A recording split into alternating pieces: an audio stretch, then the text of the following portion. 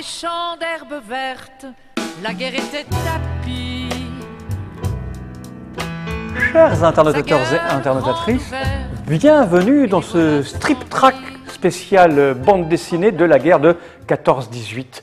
Car j'ai la chance d'avoir avec moi Monsieur Christophe. Comment ça va, Monsieur Christophe? Très bien, Monsieur Fall. Qui nous fait faire des effets spéciaux du délire, parce qu'on a commencé avec une petite chanson qui est extrait d'un livre qui vient d'arriver, qui est là. C'est un Tardi qui parle donc de la guerre de 14, et à l'intérieur il y a un CD audio avec des morceaux de musique. Ça plante une ambiance. Mais ça met tout de suite dans l'ambiance aussi de la guerre de 14, qui, il faut bien le dire, n'était quand même pas la chose la plus rigolote de la Terre. Exactement, et ça tombe super bien que l'on parle de ça, parce que c'est le centenaire du début de la guerre de 14, et il y a très peu de temps, nous avons fait une émission spéciale, un alinéa, avec Monsieur Guillaume, qui nous a ramené un spécialiste du front de l'Est de la guerre de 14, pas le front de l'Est en Russie, mais celui de la France, au moment où la guerre s'est déclarée, en août-septembre 14.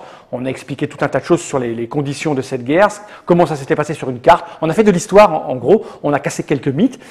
Christophe, toi tu es venu avec des livres qui vont évoquer ce sujet-là, et Monsieur Guillaume, lui, reviendra avec des jeux, comme quoi tout se croise. On le disait dans une émission spéciale, c'est le deuxième numéro de ce strip track, on le disait dans une émission donc spéciale que souvent la bande dessinée, le jeu, etc. se regroupaient, se recoupaient, et c'est le cas.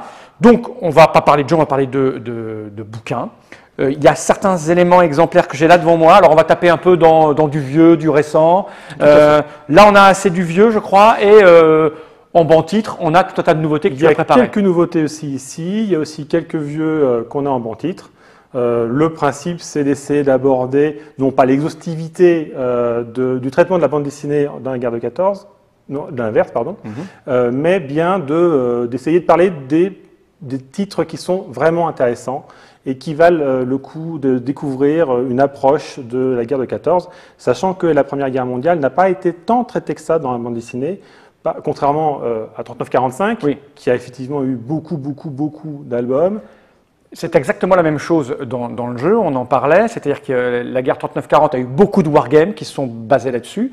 C'est comme ça, c'est parce que c'est assez éloigné. Et pareil, si on constate au cinéma, il y a beaucoup de films sur la guerre de 39-40, beaucoup moins sur la guerre de 14. Les raisons doivent être diverses et variées. Et bien entendu, l'un des plus grands dessinateurs de la guerre de 14, ça reste Tardi.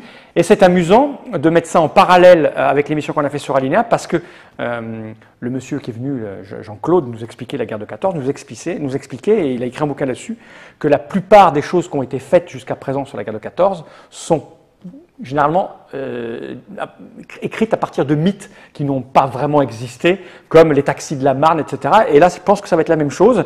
Les vrais spécialistes comme lui, d'ailleurs il a souri quand on a parlé de Tardi, parce qu'ils ont une vision de la guerre qui finalement n'est pas la vraie, c'est une vision romancée, mais surtout chez Tardi, qui fait un travail de fond sur les atrocités qui ont été générées pendant cette guerre-là, les gueules cassées, etc. Donc je te laisse prendre la parole, parce que toi tu es un conducteur, moi je ne sais juste que faire des petits rebondissements et poser quelques questions. Alors, tu veux commencer par quoi et comment? Mais tu avais raison justement de dire que la bande dessinée, c'est une œuvre de fiction. Donc les auteurs n'ont pas vocation à faire du pédagogique, ou rarement. Leur principe, c'est de raconter des histoires. On est dans la fiction, on est avant tout sur l'humain. Le premier qui en a parlé, en tout cas un des premiers, et celui qui, je pense, est fondateur, c'est Tardi. Tardi, dont la première œuvre, je pense, où il en parle vraiment, c'est La guerre aux fusils de 79. On a quelques planches. Alors l'album est un peu usé. Ah ben c'est des vieux, c'est quasi des originaux, oui. Ouais. Voilà, alors Tardi a été... Donc on est vraiment sur l'univers, et Tardi a pris une position dès le départ qui était une véritable condamnation. Un antimilitariste. Voilà. Clairement, toutes les histoires tournent autour du soldat, de l'individu, dans les tranchées, de la souffrance au quotidien. Alors après, est-ce que c'est historique ou pas? C'est peut-être pas la question. Là, on est vraiment sur une prise de position d'un auteur par rapport à un événement historique qui a été extrêmement important pour l'Europe, pour le pays, etc. Et c'est vrai qu'après la guerre de 14-18, c'est vrai qu'on avait tendance à parler toujours des héros, des héros, des héros. Là, on revient sur les auteurs qui parlent des individus. L'être humain n'est pas un héros, mais une victime, voilà, du conflit, puisqu'il faut quand même rappeler que c'est un conflit qui était particulièrement atroce en termes militaires. Bien sûr. Et la lâcheté est aussi intéressante Tout à fait. en littérature et en BD, en œuvre de l'esprit que le courage. Parce Tout à fait. qu'on est là, nous on n'a pas vécu, donc on ne sait pas. Ce qui est assez étonnant avec Tardy, parce que ça fait partie des auteurs que moi j'achetais quand j'étais amateur de bande dessinée, c'est quelqu'un qui se documente beaucoup sur tous les détails. Tout à fait. Donc il a un trait qui peut paraître comme ça, très pas malhabile, hein, je dirais pas ça, mais il n'a pas ce trait qu'on pouvait avoir tous ces auteurs qui font des dessins super chiadés, mais ça reste toujours extrêmement précis quant à tous les détails. C'est précis et tout est pour mettre au service de l'ambiance du propos. C'est vraiment l'horreur qui est montrée au quotidien. Donc il en a fait plein. Hein. Et il en a fait pas tant que ça. Il n'a pas fait tant que ça. Il a fait. Donc on a La Fleur au fusil qui est le premier, qui est en plus en parallèle avec sa série Adèle Blanc-Sec. Oui, on retrouve certains personnages. Puisqu'il y a Brin Avoine. Il y a eu Varlo Soldat aux éditions, l'association qui raconte une histoire. C'est un one shot. On va le mettre au milieu. Voilà, on le met au milieu. Voilà. Donc là, c'est du noir et C'est blanc. une histoire. Voilà, c'est un soldat qui va être blessé au départ. On va quasiment l'exécuter. Au moment de son exécution, il va s'en sortir. Il y a un de ses camarades qui s'est suicidé et qui lui a laissé une lettre. Et son objectif, c'est d'apporter la lettre à l'épouse de celle-ci, qui est de l'autre côté des lignes, puisqu'elle est dans la partie nord, elle est à Mons, qui était occupée par les Allemands à l'époque. D'accord, donc c'est toute la traversée Voilà. de la guerre de toutes parts, des deux côtés, Tout à fait. par un personnage. Et on revient toujours à l'individu par rapport à la cruauté de la guerre et même à l'absurdité de la guerre. Je pense que Tardy, ce qui dénonçait le plus, c'était le côté absurde, Oui. avec les ordres imbéciles, etc. Alors évidemment, c'est peut-être une vision manichéenne de l'histoire, mais c'est une vision qui est quasiment politique. Alors ensuite, et là, on note la couverture de la réédition de C'était la guerre des tranchées. Ça, c'est le vieux modèle, ça. Ça, c'est le vieux modèle. Donc, comme tu dis, ne montrez pas ça, ne Ouais. faites pas ça chez vous, parce que c'est clairement un livre qui n'est pas en très très bon état. Là, on est sur un très très bel ouvrage. Donc là, c'est une véritable œuvre de Tardy qui traite de la guerre de 14. Au départ, d'ailleurs, il l'a fait en deux fois. La première version, il l'a fait en 83, c'était le trou d'obus, qui raconte une petite histoire d'un soldat qui essaye de sauver un de ses camarades qui est dans un trou d'obus, etc. Et complété en 93 par une histoire complémentaire qui parle d'individus. Voilà, là, c'est l'homme, le soldat. Et tu dis, il y a une réédition qui vient de sortir là. L'image que tu montres, voilà, c'est ça un truc c'est tout une récent. réédition, tout à fait. Ça. Donc, ça vient juste de sortir avec une nouvelle couverture, toujours chez Casterman. C'est le moyen, c'est le moment justement pour redécouvrir cette œuvre. D'accord. Et Tardy, on peut le dire, c'est le spécialiste, hein, c'est l'auteur spécialiste le plus connu. Il œuvre depuis un paquet de temps, lui. Hein. Ça doit faire 30 ans qu'il aborde le sujet. La guerre de 14. Maintenant, là, son dernier ouvrage abordait les Stalag, et là, c'était l'occupation par son père. Là, on voit, là, c'est si notre peut zoomer là-dessus, c'est les gueules cassées. Ouais. Voilà. Donc, je ne sais plus, j'ai lu quelque part que quand il traitait de la guerre de 14, c'était en hommage à son grand-père, et son Stalag est en hommage parle de son père. D'accord, le mec, il est vraiment au bout de 30 ans, après avoir parlé pendant 30 ans de la guerre de 14, il aborde maintenant 39. Ouais. C'est pas demain qu'il va traiter la guerre d'Algérie. Je sais pas, oui, il met 30 ans pour faire la guerre de 40, parce qu'il doit être âgé, le monsieur, hein, il n'a pas 25 ans. Hein. On passe directement à ça. On passe directement à la guerre. Donc, on va aborder plusieurs œuvres. C'est pareil, Le Son des Valentines est aussi un ouvrage qui a fait son temps, d'ailleurs qui est réédité, qui a fait pas mal parler de lui, car à cause du dessin déjà de Demeter, qui est un auteur très très original dans son dessin. C'est de la couleur directe. On peut montrer les planches. Je suis en train de regarder la couverture. La couverture, elle est déjà. C'est assez joli. Ouais, voilà. Alors, est-ce que ça va être comme sous toutes ces bandes dessinées où c'était souvent les Américains qui faisaient ça. La couverture était magnifique et quand tu ouvrais, c'était en noir et blanc, tout ça à l'intérieur. Et non, et là, ça reste de la couleur. Ça reste de la couleur directe. Qu'est-ce que tu appelles de la couleur directe? Il y a pas de couleur directe, ça signifie que la couleur est faite directement sur la planche. D'accord, ok. Il ne passe pas par un coloriste. Voilà, ou même parfois tu as des auteurs qui passent par coloriste, mais ils font ça sur ce qu'on appelle un bleu, c'est-à-dire c'est un retirage de la planche noir et blanc sur une version sur laquelle ils font leur couleur directement, et après on colle les deux. Et puis là c'est la couleur directe, c'est-à-dire que l'auteur peint directement sur sa planche. D'accord. Et là, s'il se plante, il faut qu'il la refasse. Ah oui, toute la planche. Là, le dessin est assez dominant, il n'y a pas beaucoup de texte en fait, ça raconte... Ça raconte l'histoire. Alors, les Valentines, c'était les histoires, c'était les lettres, la correspondance envoyée par les épouses ou les fiancées ou les femmes aux soldats sur le front, qui leur permettait de tenir. Et là, c'est l'histoire d'un soldat qui a clairement, on est en 1918, qui pensait qu'il ne s'en tirerait pas et qui s'en tire et qui a reçu pendant tout le conflit, a reçu des lettres de sa femme, sauf depuis un certain temps. Et donc il revient chez lui et les choses ne se passent pas totalement comme il pensait, puisque entre la correspondance et ce qui se passait en réalité derrière chez les civils, en tout cas dans son pays, n'était pas du tout ce qu'on lui racontait. D'accord. Tu veux dire que c'était un peu... clairement, un peu manipulé manipulé, en tout cas, on le faisait tenir avec des rêves. C'est ça, voilà. Et puis pendant ce temps-là, sa femme elle vivait sa vie, elle avait des amants, des trucs comme ça. Je ne raconterai pas, puisqu'il faut sait, hein. Et il faut dire que les hommes partaient tous à la guerre, on a commencé à envoyer les jeunes, les vaillants, puis les moins vaillants, puis au bout d'un moment, il n'y avait plus que des femmes, quoi. Alors les quelques hommes qui étaient là, voilà, on retrouve ces gueules cassées. Le trait est assez joli. Donc on ne va pas aller jusqu'à la fin. Donc là, ça raconte donc ça, c'est-à-dire le décalage qu'il y avait entre ce qu'on racontait aux gens dans les tranchées et ce qui était la réalité réelle de leurs compagnes qui étaient restées à la maison, c'est ça? Oui, tout à fait. D'accord, une autre façon de voir les choses. Je suis désolé pour note parce qu'on a fait un peu de décalage puisqu'on est passé directement de l'un à l'autre sans passer par deux autres albums. Il y en a un autre album, La Grande Guerre de Charlie. Donc là, on n'a pas l'album avec nous. Ah d'accord, mais on a la couverture. On a la couverture, on a quelques planches. Ça c'est récent donc. Alors justement, pas du tout. Ah oui. Là, il y a une réédition puisque c'est une vision de la guerre de 14 du côté anglais. D'accord. Ah, ça c'est rare. Anglais. Quand on a vu dans la linéa, il nous expliquait les troupes anglaises, en tout cas sur le sol français, étaient très peu nombreuses. Les gens d'ailleurs hésitaient plusieurs fois avant de s'impliquer dans le conflit, ils ne savaient pas si elles allaient rester ou pas. Et c'est vrai qu'on voit souvent, on parle souvent des gueules cassées du côté français. On voit l'affrontement dans les tranchées allemands contre les Français, mais il y avait des troupes anglaises, des troupes d'élite. Et donc là, c'est de la vision anglaise. C'est la vision anglaise, puisque les auteurs sont anglais, Pat Mills et Joe Colquhoun. L'album a été paru de 79 à 86, c'est une série. Donc elle est rééditée et traduite en France par les éditions Delirium.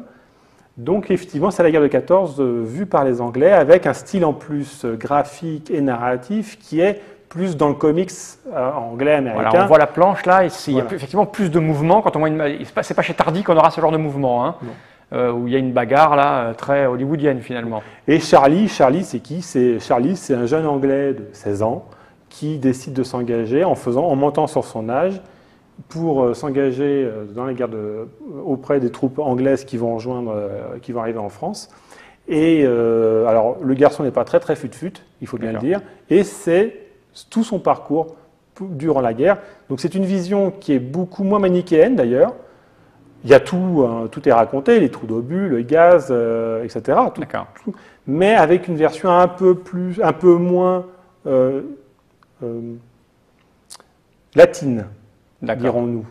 Je vois pas bien, mais c'est moins fougueuse, voilà, plus retenu. C'est beaucoup plus retenu. Il y a un côté humour anglo-saxon. D'accord, qui a rajouté. Il y a un petit décalage, etc.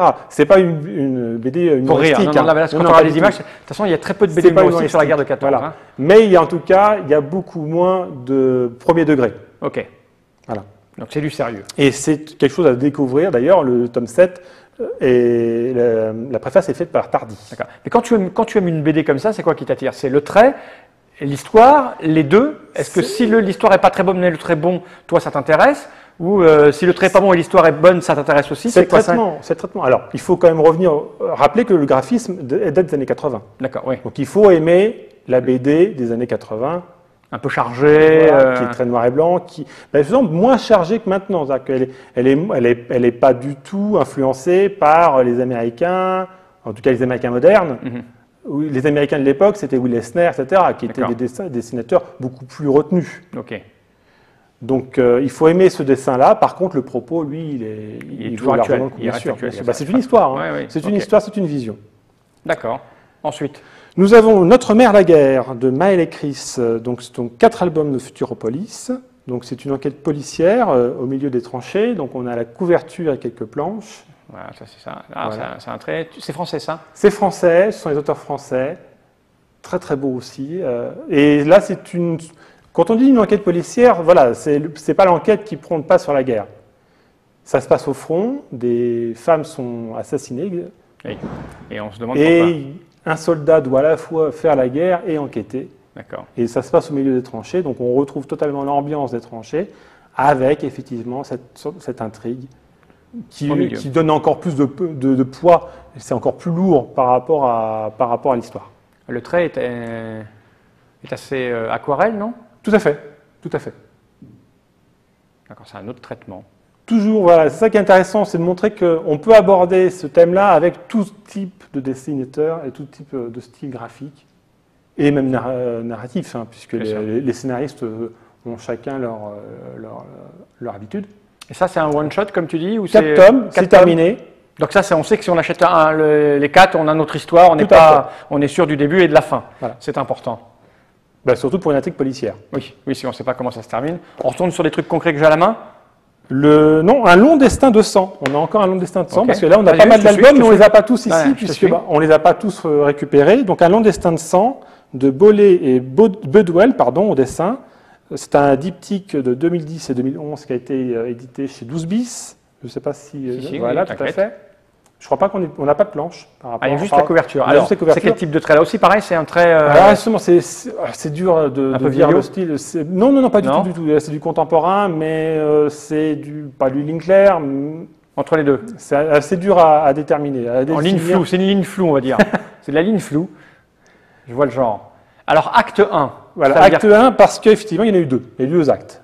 C'est fini, c'est pareil, c'est un diptyque, terminé.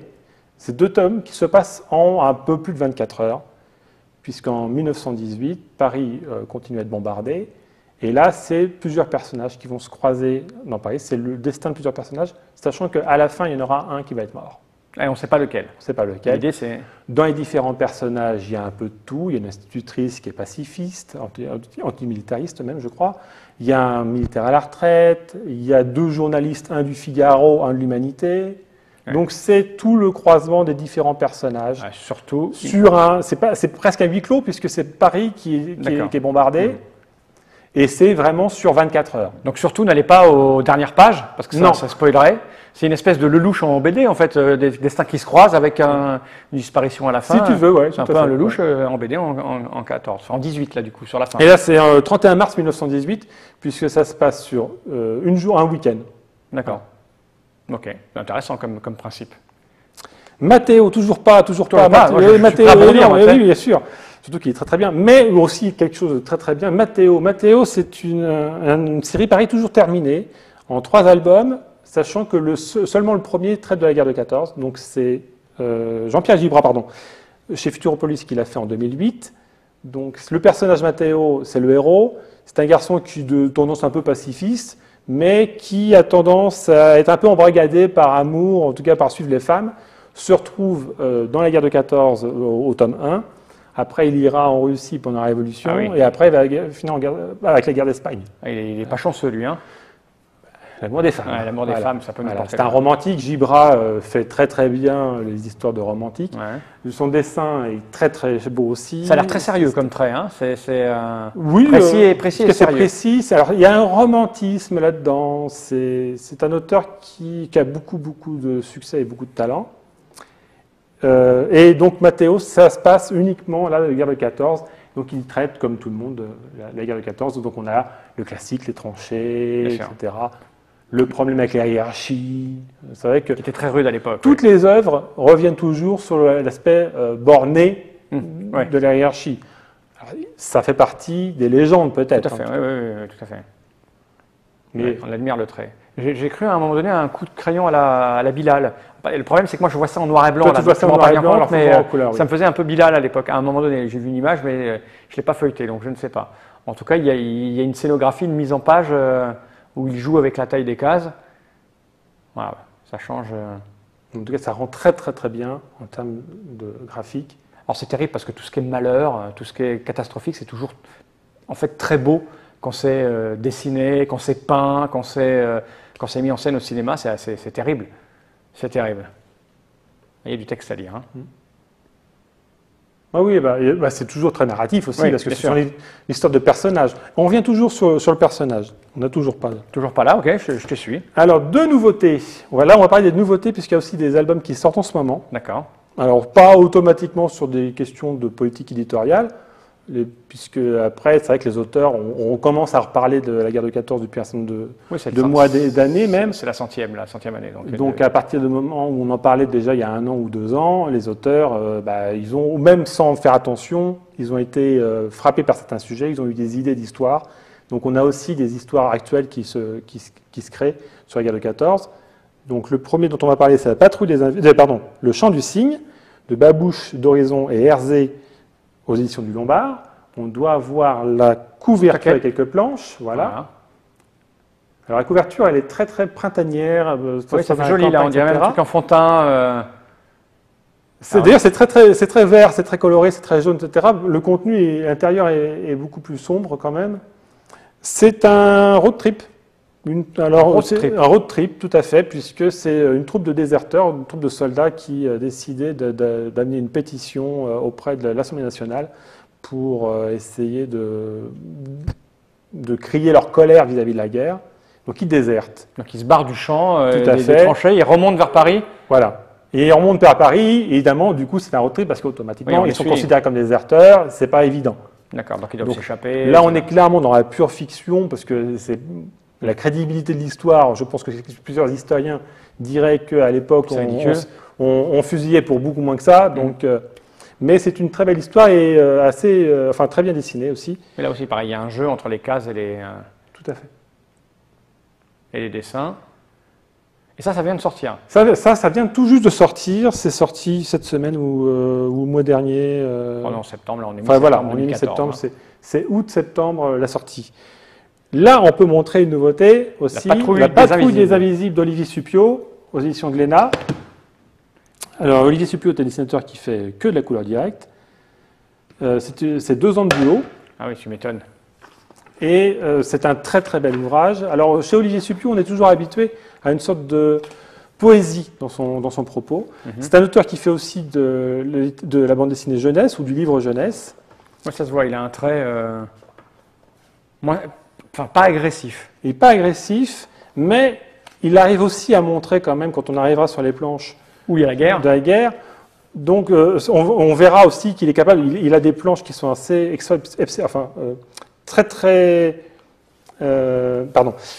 qui montrent vraiment la guerre, les morts, l'horreur. D'accord. Alors lui, il a opté pour la vision aérienne. Et au départ, le héros est un aviateur. D'accord. Mais justement, parce que c'est un livre qui fait pas mal de planches. Au départ, c'est un aviateur qui va se cracher. Il va se cracher en plein milieu de tranchées. Il va être pris en charge par des soldats. Ouais, on commence à arriver dans du rouge, là. Voilà. Donc on est... Ah oui, ça y est, là, il y a les malades, il y a les morts, les blessés, les gueules cassées. Voilà, les gueules cassées, on revient à ce système-là. Okay. Et donc un dessin qui était assez printanier peut-être au début, devient de plus en plus dur au cours de l'histoire. Et là, donc, c'est pareil, toujours une histoire de personnage. Il se retrouve au sein d'un pris en charge par un petit groupe. Lui, il est sur une civière. Et le petit groupe, chacun, ses idées, son passé. Elle est longue, hein? Et c'est aussi une très très belle histoire. Ok. Et c'est un one-shot. Et à la fin, en plus, il y a un carnet graphique. Recherche, illustration, on voit un petit peu comment il a travaillé. D'accord. Ouais, ça coûte ce genre de choses 25 €. Il faut dire qu'il est... Il y a du matos, il y a de la lecture, ça se lit pas en 5 minutes. D'accord. Ils pensent que leur salut vient du ciel, dérisoire illusion. Tu m'étonnes. Ensuite, nous avons les Poilus d'Alaska, qui est aussi une nouveauté qui n'est pas ici. Les Poilus d'Alaska, là c'est aussi une vision de l'histoire de la guerre de 14 qui n'est pas connue, puisque c'est une anecdote véridique. C'est en plein hiver de la guerre de 14, un soldat qui vient de l'Alaska, qui a vécu en Alaska, faire rapatrier des chiens de traîneau pour les transports. En Europe, en France. En France. Ouais, entre la France et l'Allemagne. Il faut dire que l'hiver était rude, et donc il y a de la neige, et donc... Tout à fait. Donc là, c'est en plusieurs tomes, donc je ne sais pas en combien de tomes ça va sortir, mais... Voilà, et ça, c'est une histoire historique. Manifestement, c'est tiré d'une anecdote véridique. Moi, j'imagine qu'après, les mecs, ils ont brodé. Oui, après, on est toujours, la bande dessinée, on est toujours dans la fiction. C'est comme le cinéma. On est dans la fiction. Non. Le soldat Ryan n'a pas existé. Voilà. Il y a peut-être eu un truc qui ressemblait à ça, mais c'était pas ça. Toi, je ne connaissais pas cette histoire de chien. et toujours les bombardements. Donc les chiens C'est amusant parce que ça fait plusieurs livres qu'on fait passer, planches qu'on fait passer sur la guerre de 14, et il y a beaucoup de cases sans texte et sans bulle, comme si l'image était pesante et tu vois, tu te tais face à... Ça alourdit clairement. Ça alourdit terriblement hein, sur les champs de bataille. Là, il n'y a pas beaucoup de bruit. Hein. C'est comme au cinéma, Ouais. une séquence muette, donne toujours plus de profondeur. Tout à fait. Et là, il y en a beaucoup. Hein. Quand tu lis un Tintin, par exemple, toutes les cases, il y a des bulles. Hein. Mais c'est aussi une ancienne technique. Nous avons ensuite, donc là on arrête sur les nouveautés, on a aussi des nouveautés. Donc une première nouveauté, ça s'appelle Gravilo Principe. Là on va aborder ce qui s'est passé un peu à l'origine de la guerre de 14. Donc Gravilo Principe, qui s'appelle L'homme qui changea le siècle, c'est le nom, Gravilo Principe c'est le nom du personnage, c'est l'assassin de l'archiduc d'Autriche. Ah, ce qui est supposément avoir déclenché le début de la guerre. Tout à fait. Donc c'est le Serbe. Et là, on est sur une œuvre graphique très impressionnante. Ah oui, c'est recherché ça. Oui. Le type, il a fait ça sur du papier à gratter ou Je pense certainement. Voilà. Là, on est sur un graphisme qui est pas léger. C'est aux éditions Futuropolis. On est sur du roman graphique. Avec qu'est-ce que ça s'appelle un roman graphique? Roman graphique, c'est un genre qui va être du littéraire, mais à la place des mots, on les remplace par des images et des dialogues. C'est-à-dire que c'est plus sérieux. Voilà. C'est ça, plus sérieux que le truc pour déconner chez Bidochon.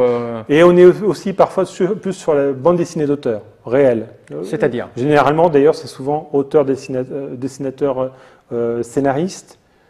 Et puis, c'est un travail parfois de plus longue haleine. Souvent édité par des éditeurs, c'est moins grand public déjà. D'accord, un peu comme on dirait du cinéma indépendant. Voilà, clairement, pour comparer Hollywood. Oui. Et là, tu appelles ça des romans graphiques. Romans graphiques. Ok. Une autre nouveauté qui, elle, n'est pas du tout dans le roman graphique, c'est Jaurès. Alors là, ça ressemble à un livre d'histoire. Hein. C'est édité par Glénat et les éditions Fayard. Ah d'accord, c'est le truc sérieux pour faire croire aux enfants qui vont lire une BD, mais on leur apprend des trucs, c'est ça? C'est un peu ça, oui. Ok. Et donc là, c'est l'histoire de Jaurès qui commence par justement la guerre de 14, enfin avant la guerre de 14. Okay. Ça reprend beaucoup les propos de Jaurès, donc c'est très précis. Voilà, puisque souvent les dialogues de Jaurès sont tirés soit d'articles, soit de discours. D'accord. Donc c'est moins fluide en termes de bande dessinée. Ouais. On est plus sur le document historique. Il n'y a pas vraiment de recherche graphique spécifique là. Hein. On est sur du classique. Okay. Et effectivement, c'est une collection qui vient d'être créée par Glénat et Fayard. Leur objectif, c'est de traiter plusieurs personnages qui ont fait l'histoire. D'accord. Il y aura Napoléon, il y aura Gengis Khan, etc. Okay. D'ailleurs, Fayard expliquait que les livres consacrés à l'histoire pure se vendaient moins par rapport à d'autres auteurs qui vont traiter l'histoire de façon moins scientifique. D'accord. Et comme Stéphane Bern, etc. Okay. Donc, du coup, ils disent tiens, pourquoi pas la bande dessinée? Ils essayent, voilà. C'est pas très donc sexy, là, c'est plus pédagogique. Oui, ça se voit, hein, ça se voit même dans le trait. Mais par contre, ça indique quand même, ça remet un petit peu dans l'esprit juste avant la guerre. On reprend du coup, il y a les discours. Ah, ça c'est Dieu qui nous parle avant la guerre. C'est rien, vas-y, je t'écoute. Il y a les discours, il y a les discussions politiques entre ceux qui sont pour la guerre, ceux qui y sont opposés.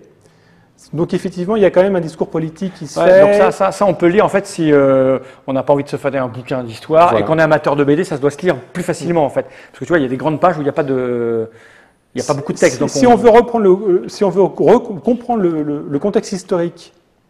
Et j'accuse. De comment est-ce que la guerre de 14, quelles étaient les opinions qui s'opposaient juste avant la déclaration de guerre, parce qu'il y avait quand même pas mal de pacifistes aussi. Hein.